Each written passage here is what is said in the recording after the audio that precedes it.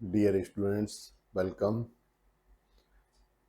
आज हम 12th class CBSE political science के अध्याय 5 समकालीन विश्व में सुरक्षा के भाग 1 को आपके साथ डिस्कस करेंगे। आशा है आप पूरा मनोयोग से, पूरा ध्यान लगाकर इस पाठ को समझने की कोशिश करेंगे। देखिए, इस पाठ का पाठ प्रत्यय है सुरक्षा क्या है। सुरक्षा के बारे में है। सुरक्षा क्या है? अब सुरक्षा की पारंपरिक धारणा क्या है? बाहरी सुरक्षा और सुरक्षा की पारंपरिक धारणा में आंतरिक सुरक्षा।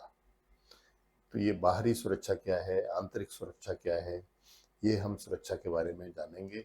और सुरक्षा के जो पारंपरिक तरीके हैं उनके बारे में भी हम इस पाठ के अंदर जानेंगे, समझेंगे और अपने एग्जाम की बढ़िया तरह से तैयारी करेंगे इसे लेकर के। देखिए, सुरक्षा क्या है, ये प्रश्न है। सुरक्षा का बुनियादी अर्थ है खतरे से आजादी है। ठीक, किसी प्रकार का खतरा यदि आपके सामने है तो आप सुरक्षित नहीं हैं। इसलिए किसी भी प्रकार के खतरे से आपको आजादी है तभी आप सुरक्षित हैं। तो सुरक्षा का बुनियादी अर्थ होता है खतरे से आजादी। मानव का अस्तित्व, किसी देश का जीवन खतरों से मानव का अस्तित्व और किसी देश का जीवन खतरों से भरा होता है। क्या है इसका मतलब? यह है कि हर तरह के खतरे को सुरक्षा का पर खतरा मान लिया जाए।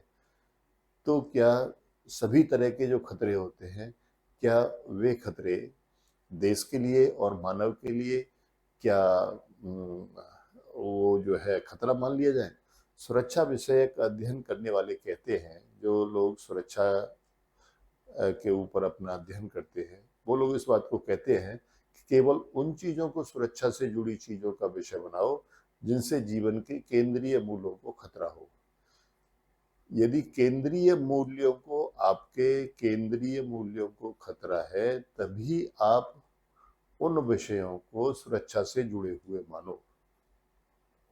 अब प्रश्न उठता है कि केंद्रीय मूल्य किसके? पूरे देश के या आम स्त्री पुरुषों के? अब केंद्रीय मूल्य किसके लिए नहीं, क्योंकि देश के केंद्रीय मूल्य अलग होते हैं, आम स्त्री पुरुषों के केंद्रीय मूल्य अलग होते हैं। तो किसके माने जाए? क्योंकि सरकार और नागरिक दोनों के केंद्रीय मूल्य अलग अलग होते हैं। सुरक्षा का रिश्ता बड़े गंभीर खतरों से है। सुरक्षा का रिश्ता बड़े और गंभीर खतरों से है। ऐसे खतरे जिनको रोकने के उपाय न किए गए तो हमारे केंद्रीय मूल्य को अपूर्णीय क्षति पहुंचेगी। ठीक है, तो खतरे केवल वह हैं जो हमारे केंद्रीय मूल्यों को क्षति पहुंचाते हैं। ठीक है, हर एक खतरा जो है वो सुरक्षा का रिश्ता नहीं है। केवल वो खतरे जिनसे हमारे केंद्रीय मूल्यों को क्षति पहुंचती है वही हमारे लिए असुरक्षा पैदा करते हैं। देखिए, यह एक कबूतर है, उसके ऊपर एक सैनिक बैठा हुआ है। और कबूतर का मतलब होता है शांति का प्रतीक और सैनिक का मतलब होता है अशांति। तो आपने शांति सेना के बारे में सुना होगा। क्या आपको लगता है कि शांति सेना का होना स्वयं में एक विरोधाभासी बात है?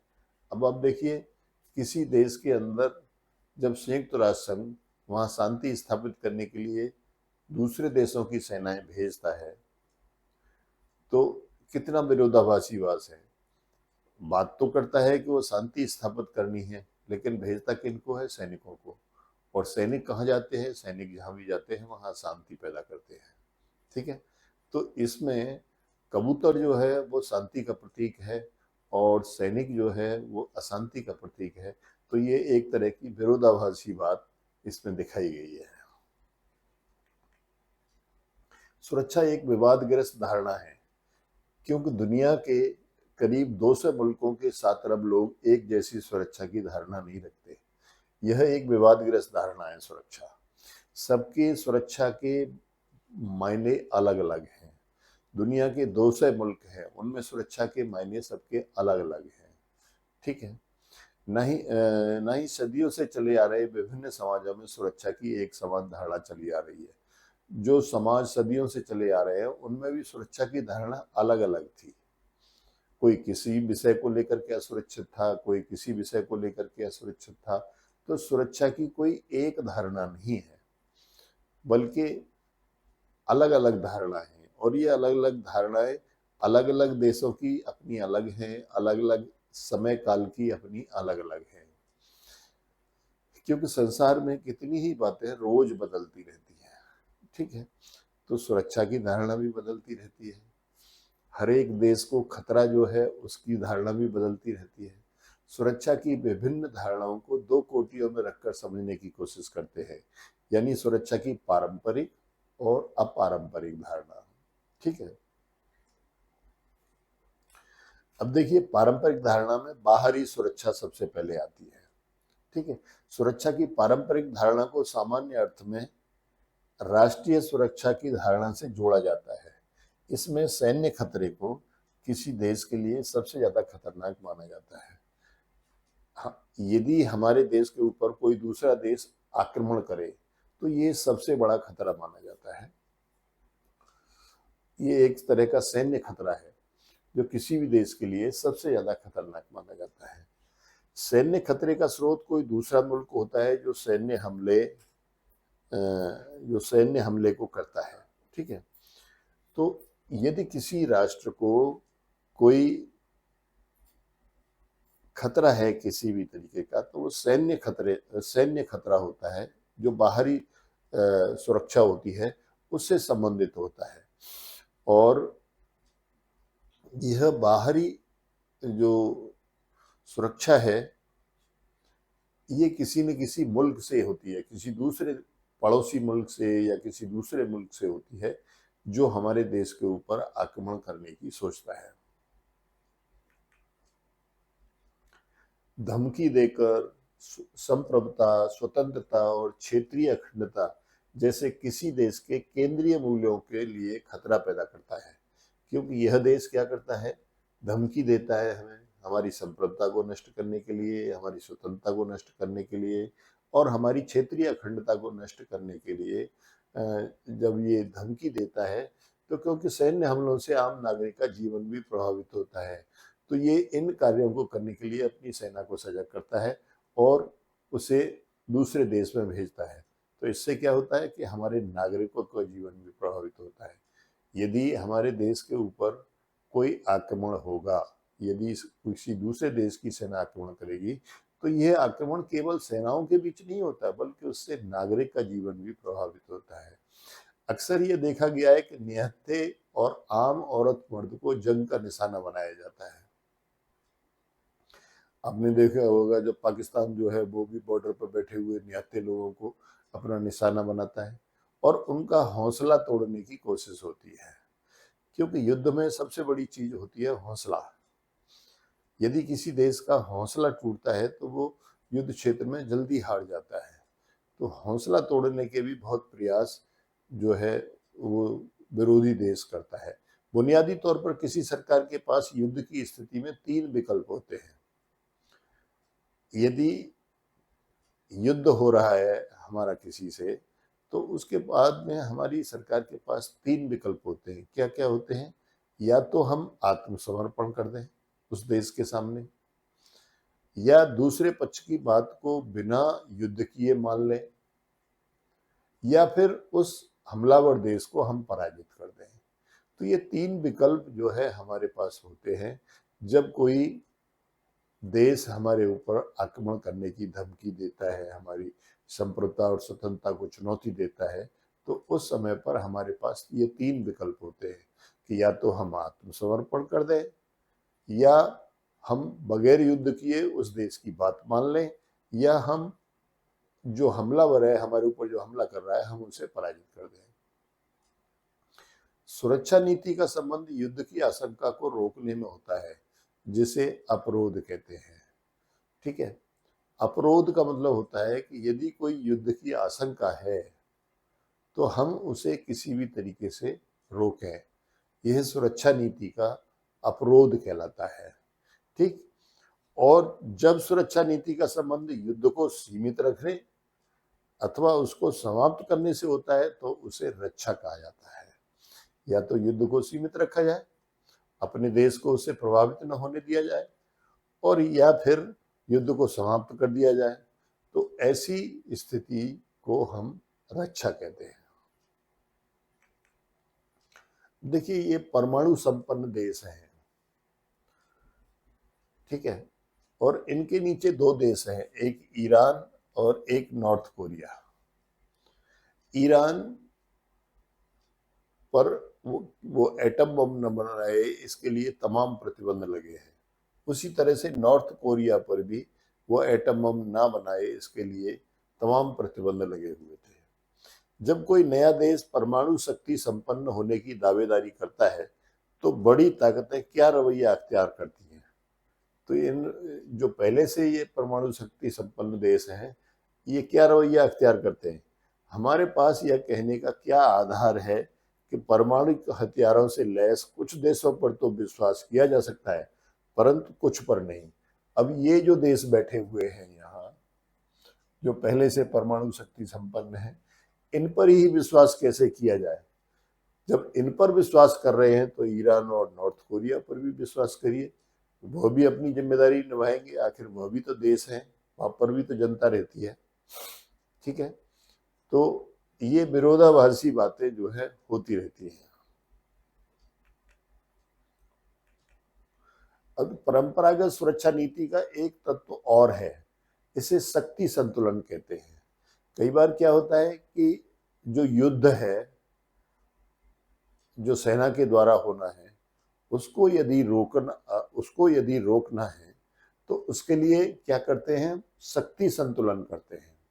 हर राष्ट्र को यह पता होता है कि उसे भविष्य में किस देश से खतरा हो सकता है, इसलिए हर सरकार दूसरे देश से अपने शक्ति संतुलन को लेकर बहुत संवेदनशील रहती है। ठीक है, जैसे भारत को पता है कि उसे चीन से खतरा है, भारत को पता है कि उसे पाकिस्तान से खतरा है, तो वो शक्ति संतुलन बनाता है।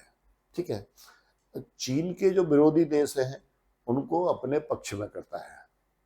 ठीक है, और देखता है कि चीन के पास क्या क्या ऐसे हथियार हैं, क्या क्या ऐसे अस्त्र शस्त्र हैं जिनकी काट उसके पास है या नहीं, तो वो उस काट को ढूंढने का प्रयास करता है। जो देश नजदीक हो, जिनके साथ अनबन हो, या जिन देशों के साथ अतीत में लड़ाई हो चुकी हो, उनके साथ शक्ति संतुलन को अपने पक्ष में करने पर जोर दिया जाता है। ठीक है, अब ये दोनों ही देश, चीन और पाकिस्तान, भारत के नजदीक भी हैं, इन दोनों से हमारी अनबन भी है और अतीत में इनसे लड़ाई भी हो चुकी है, तो इनके लिए हम शक्ति संतुलन बनाने पर जोर देते हैं। शक्ति संतुलन बनाए रखने की कवायद में सैन्य शक्ति के साथ साथ आर्थिक और प्रौद्योगिकी की ताकत भी बढ़ाई जाती है, क्योंकि युद्ध के लिए आर्थिक ताकत भी होनी चाहिए और प्रौद्योगिकी की ताकत भी, यानी टेक्नोलॉजी भी होनी चाहिए। दोनों ही चीजें होनी चाहिए, तो दोनों ही चीजों को बढ़ाया जाता है, क्योंकि यह सैन्य शक्ति का आधार होता है। यदि आपके पास धन नहीं है तो आपकी सेना कैसे लड़ेगी, यदि आपके पास टेक्नोलॉजी नहीं है तो आप दूसरे देश से पिछड़ जाएंगे। इसलिए आर्थिक और प्रौद्योगिकी की ताकत को शक्ति संतुलन में बढ़ाया जाता है। पारंपरिक सुरक्षा नीति का चौथा तत्व है गठबंधन बनाना। कई बार क्या होता है कि हम उस देश के विरुद्ध गठबंधन बनाते हैं, इसमें कई देश शामिल होते हैं। जैसे हमने क्वाड बनाया है, क्वाड में 4 देश हैं। ठीक है, और चारों देश ऐसे हैं जो चाइना से परेशान हैं। तो पारंपरिक सुरक्षा नीति का चौथा तत्व है गठबंधन बनाना। इसमें कई देश शामिल होते हैं और सैन्य हमले को रोकने अथवा उसे रक्षा करने के लिए संवेदक कदम उठाते हैं। लिखित संधि के द्वारा गठबंधन को औपचारिक रूप दिया जाता है। ठीक है, केवल वर्बली नहीं होता बल्कि इसके लिए लिखित संधि की जाती है। यह भी इसमें स्पष्ट रहता है कि खतरा किससे है। ठीक है, जैसे जापान है, ऑस्ट्रेलिया है, भारत है, अमेरिका है, ये 4 देश हैं, इन्होंने मिलकर के एक क्वाड संगठन बनाया है। ये क्वाड संगठन जो है चाइना के विरुद्ध बनाया गया है। तो इस तरह से गठबंधन बनाना, शक्ति संतुलन करना, ठीक, ये जो है युद्ध को रोकने के उपाय हैं। गठबंधन राष्ट्रीय हितों पर आधारित होते हैं और राष्ट्रीय हित के बदलने पर गठबंधन भी बदल जाते हैं। गठबंधन तो राष्ट्रीय हितों के बदलने पर बदल जाते हैं, ठीक है। जैसे अमेरिका ने सोवियत संघ के विरुद्ध इस्लामी उग्रवादियों को समर्थन दिया था। उसने सोवियत संघ के विरुद्ध इस्लामी उग्रवादी खड़े किए थे, जैसे अफगानिस्तान में खड़े किए थे, ठीक है। अल कायदा को अमेरिका ने ही खड़ा किया था। सोवियत संघ के विरुद्ध इस्लामी उग्रवादियों को समर्थन दिया था, लेकिन जब 9/11 हुआ, यानी उन्हीं अल कायदा वालों ने जब अमेरिका के दोनों टावर पर जब जहाज टकराया और वहां हजारों लोग मारे गए, तब उसके खिलाफ अमेरिका ने मोर्चा खोल दिया। यानी वही गठबंधन जिसे अमेरिका ने बनाया था सोवियत संघ के लिए, अब उससे निपटना किसको पड़ा? अमेरिका को ही निपटना पड़ा। किसी देश की सुरक्षा को ज्यादातर खतरा उसकी सीमा के बाहर से होता है, जो अंतरराष्ट्रीय व्यवस्था का कारण है। ज्यादातर खतरा उसकी सीमा के बाहर से ही होता है, क्योंकि अंदरूनी खतरे से तो वहां की सरकार निपट लेती है, ठीक है। वार्ता करके भी निपट लेती है, बल प्रयोग के द्वारा भी निपट लेती है, समझौतों के द्वारा भी निपट लेती है। लेकिन बाहरी जो खतरा होता है, उसके लिए तो या तो शक्ति संतुलन होना चाहिए या गठबंधन होना चाहिए, ठीक है। तो उससे वो जो है दूसरा देश जो है वो रुका रहता है। और इसे रोकने के लिए कोई केंद्रीय ताकत नहीं होती। बाहरी शक्ति, बाहरी खतरे को रोकने के लिए कोई केंद्रीय ताकत नहीं होती, लेकिन भीतर के खतरों से निपटने के लिए तो सरकार होती ही है। यद्यपि संयुक्त राष्ट्र संघ ऐसी सत्ता है जिसे प्रत्येक देश अपनी तरफ से अधिकार सौंपता है। संयुक्त राष्ट्र संघ एक ऐसा संगठन है जो एक तरह की बाहरी सत्ता है, ठीक है। लेकिन फिर भी विश्व राजनीति में हर देश को अपनी सुरक्षा की जिम्मेदारी खुद उठानी होती है, ठीक। अब देखिए, ये पारंपरिक धारणा है आंतरिक सुरक्षा की। सुरक्षा की परंपरागत धारणा का जरूरी रिश्ता अंदरूनी सुरक्षा से भी है, लेकिन द्वितीय विश्व युद्ध के बाद इस पर पहल ज्यादा जोर इसलिए नहीं दिया गया क्योंकि अधिकांश ताकतवर देश अंदरूनी सुरक्षा के प्रति आश्वस्त थे, ठीक है। उन्हें अपनी अंदरूनी सुरक्षा से किसी भी तरह का कोई खतरा नहीं था।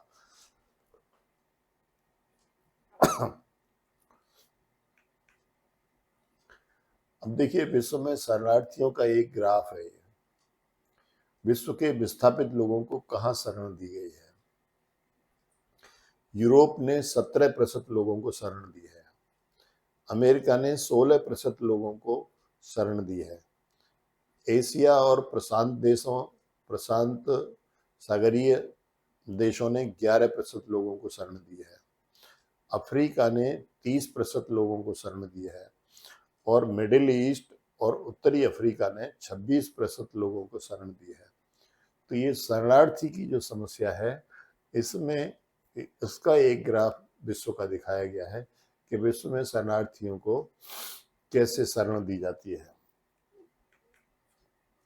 यद्यपि ऐतिहासिक रूप से आंतरिक सुरक्षा सरकारों का सरोकार बनी चली आ रही थी, लेकिन अब वह कम महत्व की चीज बन गई है। आंतरिक सुरक्षा जो है पहले से सरकारों का एक महत्वपूर्ण विषय बनी चली आ रही थी, लेकिन अब उसका महत्व जो है कम हो गया है आंतरिक सुरक्षा का। पश्चिमी और धनी देशों के समक्ष बाहरी खतरे क्या थे, इसमें हमें संदर्भ और स्थिति पर ध्यान देना होगा। जैसे दूसरे युद्ध के बाद शीत युद्ध का दौर आया। यूरोपीय देशों को अपने उपनिवेशों में उपनिवेशीकृत जनता से खून खराबे की चिंता सता रही थी, और जो उपनिवेशी देश थे, यूरोप के देश जिन्होंने पूरी दुनिया में उपनिवेश बना रखे थे, उनको इस बात की चिंता हमेशा रहती थी कि वहां की जनता, जो उनकी उपनिवेशी जनता है, वो कहीं उनके विरुद्ध विद्रोह ना कर दे जिसमें खून खराबा हो। तो यह भी एक तरह की उनकी सुरक्षा के लिए खतरा था। शीत युद्ध के दौर में नव स्वाधीन देशों को किसी न किसी गुट में शामिल होना पड़ा, क्योंकि दो तरह के गुट थे। एक पूंजीवादी देशों का गुट जिसका नेता अमेरिका था, और एक साम्यवादी देशों का गुट जिसका नेता सोवियत संघ था। द्वितीय विश्व युद्ध के बाद उपनिवेशी मुल्कों को यह डर था कि उनके यूरोपीय शासक कहीं उन पर हमला न बोल दें, और द्वितीय विश्व युद्ध के बाद उन्हें यह भी लगता था कि जो देश हमें आजाद करके गए हैं, जैसे भारत को ब्रिटेन ने आजाद किया, ब्रिटेन का शासन था यहाँ पर, तो जैसे भारत को डर लगे कि भाई कहीं ब्रिटेन जो है दोबारा हम पर कब्जा ना कर ले, ठीक है, इस तरह का डर लगे। तो इस तरह का डर जो है बहुत सारे जो नव स्वाधीन देश थे, जो नए आजाद हुए थे, उस समय उन देशों को था। एशिया और अफ्रीका के नव स्वाधीन देशों के सामने सुरक्षा की चुनौती दो मायनों में विशिष्ट थी। एक, इन देशों को अपने पड़ोसी से सैन्य हमले की आशंका थी, क्योंकि पड़ोसी देश जैसे भारत के ऊपर पाकिस्तान ने अटैक कर दिया था 1948 में, 47-48 में। जैसे ही हमारा देश आजाद हुआ, पाकिस्तान ने कश्मीर को कब्जाने के लिए हमारे ऊपर अटैक कर दिया, ठीक। और दूसरा, अंदरूनी सैन्य संघर्ष की भी चिंता थी कि जो अंदर के जो प्रांत है वो अपना अलग अलग देश बनाना चाहे।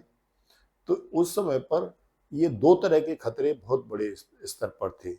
एक खतरा तो ये था कि कहीं बाहर का कोई देश हमारे ऊपर आक्रमण करके हमारी जो टेरिटरी है उस पर कब्जा कर ले, जैसा कि पाकिस्तान ने किया। और दूसरा खतरा ये था कि जो अंदरूनी हमारे जो प्रांत है, जो राज्य है, वहाँ पर कुछ प्रांत और राज्य जो है विद्रोह ना कर दे, वो भी अपनी सेना बना करके विद्रोह कर दे। तो इस तरह के खतरे जो है नव स्वाधीन देशों के सामने थे। अब ये देखिए, टेरर का मीटर है ये, ठीक है। इस चित्र के भीतर लिखा है कि क्या देश पर खतरे के बादल मंडरा रहे हैं। अगर इसमें आप कोई फैसला नहीं कर पा रहे हैं तो गृह रक्षा विभाग के इस आतंक मापी का इस्तेमाल करें। यह मीटर आपको बताता है कि देश पर आतंक का साया कितना घना है। आतंक सूचक सुई को ऊपर दिए गए खानों में से किसी एक पर ले जाएं, जो आपके जानते मौजूदा खौफ की सही तस्वीर पेश करता हो। इससे पता चलेगा कि अमेरिकी जनता आतंकी हमले को लेकर कितनी आशंकित है। आतंक हमारे हर तरफ है और वह कभी भी हम पर झपट सकता है। इस आतंक मापी के बूते आपको पता चल जाएगा कि आपको कितना भयभीत रहना है। सावधानी पूर्वक सुई घुमाएं। अब देखिए, यहाँ पर सबसे बड़ा खतरा यहाँ है सीवियर में, उसके बाद फिर हाई है, फिर एलिवेटेड है, फिर गार्डेड है, फिर लो है। तो इस तरीके से ये जो है आतंक के हर देश के अंदर ये 4-5 भाग बने हुए हैं, ठीक है, जिससे वहां की जनता जो है सदैव भयभीत रहती है। भारत भी इससे अछूता नहीं है। ये देश सीमा रेखा और भूक्षेत्र अथवा आबादी पर नियंत्रण को लेकर सभी सवालों के प्रति आशंकित थे। कौन से देश? जो नव स्वाधीन देश थे, ठीक है। जो नव स्वाधीन देश थे वो सीमा रेखा और भूक्षेत्र अथवा आबादी पर नियंत्रण को लेकर सभी सवालों के प्रति आशंकित थे। उनकी सीमा रेखा क्या होगी, ठीक, उनके अधिकार में कौन कौन से भूक्षेत्र आएंगे, वो कौन कौन सी आबादी उनके हिस्से में रहेगी जिस पर वो अपना नियंत्रण करेंगे। तो इस तरीके के तमाम सवाल जो है नव स्वाधीन देशों के सामने थे। एक और भी सवाल था, अंदर के अलगाववादी आंदोलन को भी पड़ोसी देश हवा देते थे। अंदर यदि कोई प्रांत ऐसा है या कुछ जनता या कोई संगठन इस तरह का है जो उस देश के साथ नहीं रहना चाहता, अपना अलग देश बनाना चाहता है, कोई भी नव स्वाधीन देश के अंदर इस तरह का संगठन है, जैसे भारत के अंदर हैदराबाद था, ठीक, काठियावाड़ था, तो ये दो रियासतें, कश्मीर था, ये रियासतें ऐसी थी जो आज़ाद रहना चाहती थी, भारत के साथ नहीं रहना चाहती थी। तो ऐसे में भारत के लिए ये खतरा पैदा कर रही थी और पाकिस्तान जो है इनको हवा दे रहा था। इसलिए 1986 से 1991 के बीच 46 से 91 के बीच गृह युद्धों की संख्या में 12 गुना वृद्धि हुई। तो इसमें फिर गृह युद्ध हुए, अंदरूनी जो रियासतें थी उनको दबाया गया, उनके ऊपर सैनिक कार्रवाई की गई। ठीक है, जो पिछले 200 वर्षों में सबसे लंबी छलांग थी। यह नवस्वाधीन देशों के सामने सुरक्षा की सबसे बड़ी चुनौती थी। तो आपने देखा कि जो नए आजाद हुए देश थे उनके सामने कितने खतरे थे। ठीक है, अब आता है कि सुरक्षा के पारंपरिक तरीके क्या है। सुरक्षा की परंपरागत धारणा में स्वीकार किया जाता है कि हिंसा का इस्तेमाल यथासंभव कम से कम हो। यही न्याययुद्ध जो यूरोपीय परंपरा का परवर्ती विस्तार है। जो सुरक्षा की परंपरागत धारणा में स्वीकार किया जाता है कि हिंसा का इस्तेमाल यथासंभव कम से कम हो। ठीक है, कोई भी देश जब अपनी सेनाएं दूसरे देश में भेजता है तो वो यही चाहता है कि हिंसा का इस्तेमाल कम से कम हो। आज लगभग पूरा विश्व यह मानता है कि युद्ध आत्मरक्षा अथवा दूसरों को जनसंहार से बचाने के लिए ही करना चाहिए। युद्ध हमेशा आत्मरक्षा के लिए करना चाहिए। ठीक है,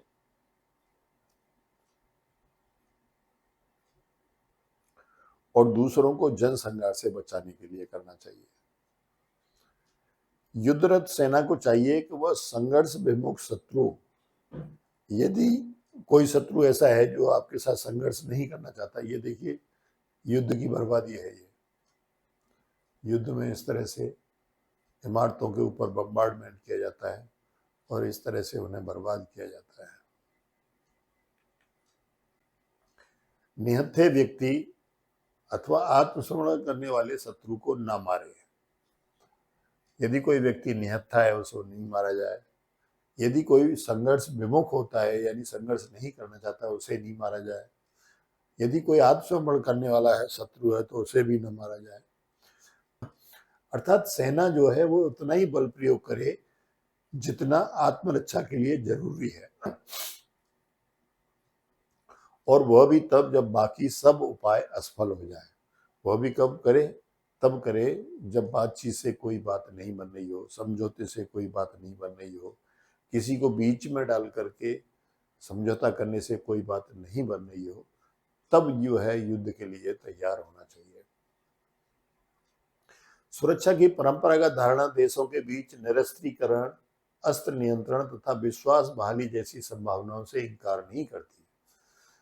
सुरक्षा की जो परंपरागत धारणा है वो निरस्त्रीकरण, अस्त्र नियंत्रण, निरस्त्रीकरण हथियारों के रहित होना, अस्त्र नियंत्रण हथियारों को अपने नियंत्रण में रखना तथा आपस में दोनों देश जो है विश्वास बहाली करें, ऐसी संभावनाओं से परंपरागत धारणा इनकार नहीं करती है, बल्कि वो इनको और प्रमोट करती है।